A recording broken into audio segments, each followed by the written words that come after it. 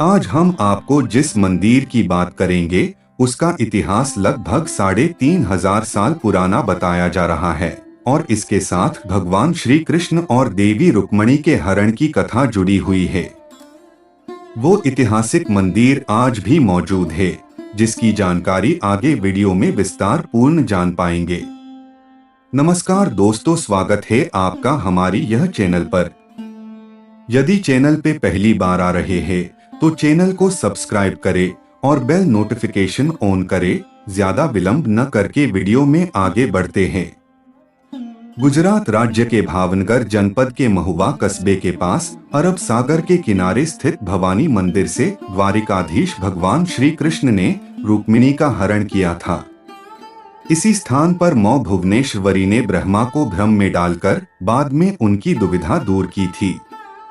इन ऐतिहासिक व धार्मिक क्रियाओं का गवाह रहा अरब सागर अपनी लहरों की गूंज से मानो आज भी पूरी कथाएं बताता रहता है। मंदिर के बराबर में स्थित गांव कतपर के बारे में कहा जाता है कि द्वापर युग में यही कननपुर था। रुक्मिणी के पिता भीष्मक इसके राजा थे। कालांतर में इसका नाम कनकावती नगर भी हुआ। राजा भीष्मक के 5 पुत्रों में से एक रुक्मी की मित्रता शिशुपाल के साथ थी। वह शिशुपाल के साथ मदिरा आदि का सेवन करता था। उसने रुक्मिणी का विवाह शिशुपाल के साथ तय करा दिया था। रुक्मिणी इस विवाह के पक्ष में नहीं थीं, वे तो श्री कृष्ण को बचपन से ही अपना पति मान चुकी थीं। उन्होंने एक पत्र लिखकर ब्राह्मण के माध्यम से द्वारिकाधीश भगवान श्री कृष्ण के पास सूचना भिजवाई और बताया कि वह उन्हें अपना मान चुकी है। शिशुपाल के साथ उनका विवाह संभव नहीं है। उन्होंने पत्र में दिन और समय लिखते हुए बताया कि वे नगर के बाहर स्थित भवानी मंदिर में पूजा अर्चना के लिए पहुंचेगी। भगवान श्री कृष्ण से उन्होंने प्रार्थना की कि वे वहीं आकर उन्हें ले जाएं। निश्चित तिथि व समय रुक्मिणी भवानी मंदिर पहुंची और मां भवानी से प्रार्थना की कि वे श्री कृष्ण को मन ही मन अपना पति मान चुकी हैं, इसलिए वे ही उन्हें पति रूप में प्राप्त हों। मां भवानी ने उनकी प्रार्थना स्वीकार कर ली। श्रीमद्भागवत में बताया गया है कि भगवान श्री कृष्ण वहां पहुंचे और जैसे ही रुक्मिणी पूजा करके बाहर निकली, श्री कृष्ण ने उनका हरण कर लिया। वहां से वे उन्हें समुद्र के किनारे के मार्ग से अपने नगर द्वारिका ले गए और उन्हें अपनी जीवन संगिनी बनाया।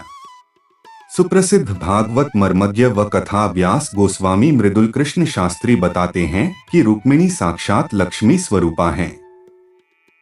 नारायण के अलावा लक्ष्मी और किसी की हो ही नहीं सकती।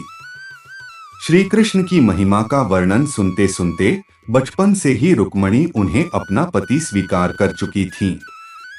भवानी मंदिर की एक विशेषता यह है कि ये समुद्र के किनारे से करीब 150 फुट ऊंचाई पर स्थित है।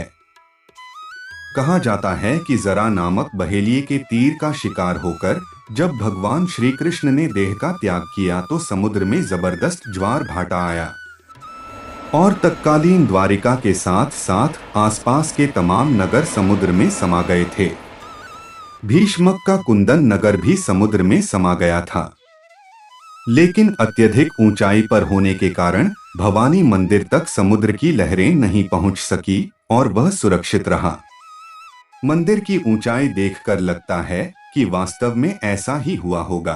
मंदिर के अंदर मां भवानी की मुख्य प्रतिमा लाल पत्थर से बनी है। यहाँ महिलाएं प्रसाद के साथ सिंदूर भी चढ़ाती हैं और अपने सुहाग के दीर्घायु होने की कामना करती हैं। कुंवारी लड़कियों की प्रार्थना रहती है कि मां भवानी रुक्मिणी की तरह उन्हें भी मनचाहा वर दें। मंदिर में प्रवेश करते ही शिवलिंग के दर्शन होते हैं। जहां भवानी हो वहां शिव न हो, ऐसा हो ही नहीं सकता। मंदिर की एक बड़ी विशेषता यह है कि इसमें रुक्मिणी के भाई रुक्मी की भी आदमकद प्रतिमा स्थापित है, लेकिन उसकी पूजा नहीं होती।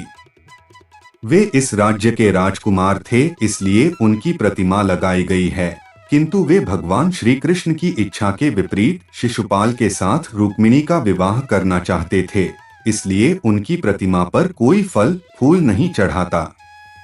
इस स्थान का एक महत्व और है। मंदिर के मुख्य दरवाजे पर लगे पत्थर पर श्रीमद् भागवत के 3 स्कंध में मां भवानी और ब्रह्मा की वार्ता के बारे में लिखा गया है।